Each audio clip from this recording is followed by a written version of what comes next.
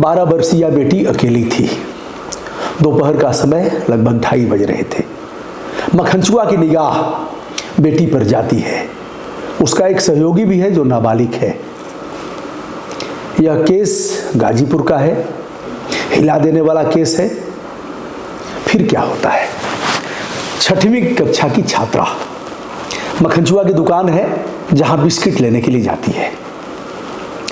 मखनचुआ देखता है अगल बगल कोई नहीं है और फिर यह उपयुक्त समय है काम वासना की पूर्ति का।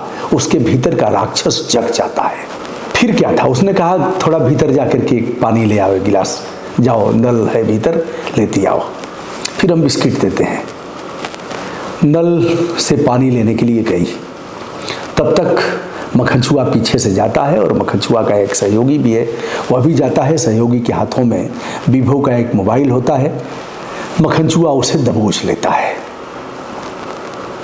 चूंकि कहीं अगल बगल तेज ध्वनि में गीत बज रहा था, गाना बज रहा था, स्वाभाविक है गांव में आप देखते ही हैं, धाएं धाएं बजेगा, डीजे बजेगा तो पप्पू नचेगा।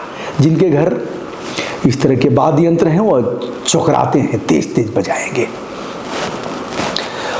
तो भीतर जाती है पानी लेने, बाहर से छुप के पांव जाता है और फिर दबोच लेता है। बेड है भीतर, उसी बेड पर पटक देता है। वह बचने का प्रयास करती है लेकिन दोनों ने मिल करके उसे परास्त कर दिया। नोचते हैं, कपड़े उतारते हैं। वह असहाय होकर के कुछ कर नहीं पाती है। दोनों ने मिल करके उसे असहाय कर दिया।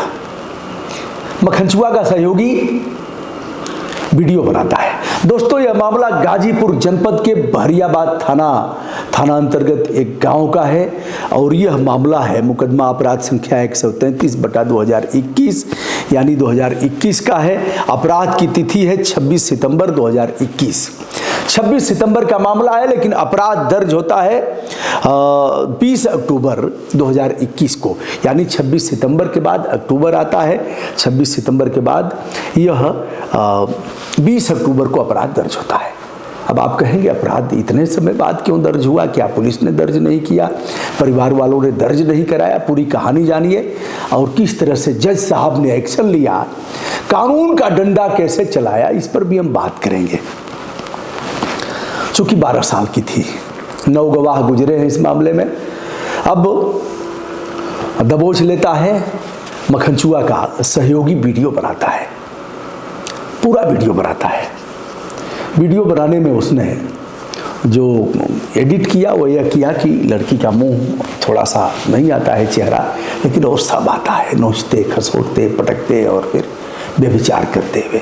वीडियो कुछ दिन तक तो अपने देखते हैं, खुश होते हैं मित्र मंडली में कि चलो अब कोई कुछ करने वाला नहीं है, कुछ कहने वाला नहीं है। बाद में वीडियो को एडिट करके और सोशल मीडिया पर डालता है। सोशल मीडिया पर डालने के साथ ही पता लगता है कि यह तो फला की लड़की है, क्योंकि उसका चाल ढाल और कहीं ना कहीं पता तो लग ही जाएगा कि किसकी लड़की है, स्थान कहाँ का है, कैसे चिल्ला रही है, कैसे सब अपने काम वासना की पूर्ति कर रहे हैं। फिर लड़की के पिता पूछते हैं, लड़की बताती है कि ऐसे ऐसे किया। बताया क्यों नहीं? कहा जान से मारने की धमकी दिया और कहा वीडियो वायरल करेंगे, तुम्हारे जीवन का सत्यानाश कर देंगे, कहीं का नहीं रहोगी, तुम्हारे माँ बाप का नाक कट जाएगा, तुम्हारी आगे चल के शादी भी नहीं होगी और हम उठवा लेंगे। उसकी दुकान है बिस्किट और ऐसे किराना उराना की दुकान है। यह है मोनू चौरसिया, संभवतः यही नाम होगा, हाँ मोनू चौरसिया। और उसका जो सहयोगी है वह नाबालिग है। अब पुलिस ने अपराध दर्ज किया, अन्वेषण किया, मेडिकल परीक्षण कराया गया। मेडिकल परीक्षण में डॉक्टर की रिपोर्ट आती है कि कहीं ऐसा चोट नहीं पाया गया गुप्तांग पर और फिर कुछ ऐसे लक्षण नहीं पाए गए जिससे यह लगे कि ऐसा हुआ है। किंतु शुक्राणु तो नहीं मिले, लेकिन स्लाइड पर कोई शुक्राणु न मिलना स्वाभाविक है क्योंकि घटना 20 दिन से अधिक की है। अब इस मामले में राजेंद्र दत्तर जारेकर बनाम स्टेट ऑफ गोवा के मामले में जो सर्वोच्च न्यायालय में जाता है, सर्वोच्च न्यायालय अपने ढंग से इसको परिभाषित करता है और कहता है कि योनि पर चोट न होना कोई अनिवार्य नहीं है, चूँकि मेडिकल 1 माह बाद ऐसे हुआ है। तो इस ऐसे कई मामलों का संज्ञान धारण करते हुए न्यायालय किस निष्कर्ष पर पहुंचता है। 9 लोग इसमें गवाह हैं, जिसमें आईओ है, लड़की की माँ है, अन्य लोग हैं, चिकित्सा अधिकारी हैं जिन्होंने मेडिकल परीक्षण किया, और इसमें टेक्निकल लोग भी हैं। ऐसे करके 9 गवाह बारी बारी कोर्ट के सामने प्रस्तुत होते हैं। इस मामले में आरोप विरचित होता है 19 जुलाई 2022 को, निर्णय सुरक्षित होता है 19 जनवरी 2025 को, निर्णय आता है फरवरी में, जिसमें धाराएं लगी हैं 376 DA, 506, 5G/6 पॉक्सो एक्ट लगता है, और 67B IT एक्ट यानी सूचना प्रौद्योगिकी अधिनियम भी इसमें लगाया जाता है, क्योंकि मोबाइल से वीडियो बनाया गया है। मोबाइल को फोरेंसिक जांच के लिए भेजा जाता है और सब साबित हो जाता है कि मोबाइल किसकी है, कब बना है, किस समय बना है और कितना काट-पीट किया गया है, ये सारी चीज़ें आ जाती हैं। और जहां बना है वहां कौन सा नेटवर्क पकड़ रहा है, उस नंबर को कौन सा नेटवर्क पकड़ रहा है, किस एरिया में है, सारी चीज़ों का पुलिस ने अन्वेषण करके आरोप पत्र दाखिल किया।